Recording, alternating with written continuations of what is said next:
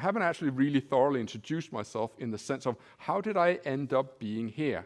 About 25 years ago, I read this book. I was a young man in Denmark. I was just turned 20. And this book was my epiphany. I realized I want to go to Britain. I want to study. So I read Liar's Poker again.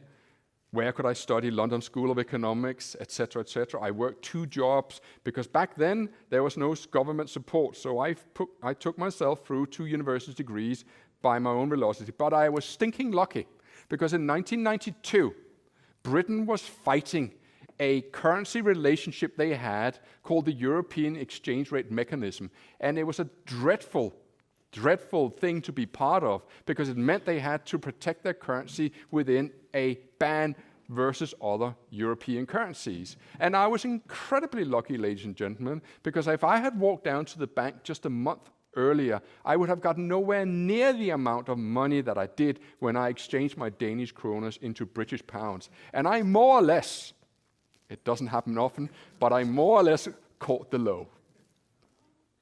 I made an extra 30% on my savings, which meant that I could afford to take a master's degree at University of Birmingham, where I studied money, banking, and finance. After which, I started working for JP Morgan. And for those of you who are the early sign-ups, I never traded for JP Morgan. I think it's very important to make sure that, the saying is that a lie can travel halfway around the world before truth gets out of bed. And I didn't want a knock-knock from JP Morgan saying, you never traded for us. I most certainly did not.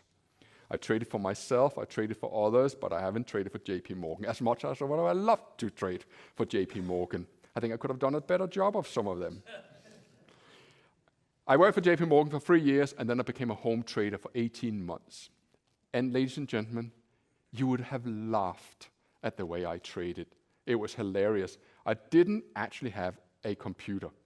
Do you know how I got my charts? Back then we had teletext. The older generation that are present here, do you remember teletext where we could it was like an early version of getting news on our mobile phones? Well, every 3rd minute, teletext would update the quotes from the stock exchanges. So I sat there on the refresh button. Every 3rd minute I would write it down, and then I would actually chart it by hand until one day my brother took pity on me. He worked for IBM, and he said, I have a second-hand computer you can have here. And I finally got a computer. But it didn't last long. The result was predictable. Of course it was predictable. I was never going to make money trading on a tight budget. And 18 months later, I accepted a job at a company called Financial Spreads, later City Index. Over the next decade, I was a broker, an analyst, chief market strategist, until 2009 when I left, and I've been trading for myself ever since.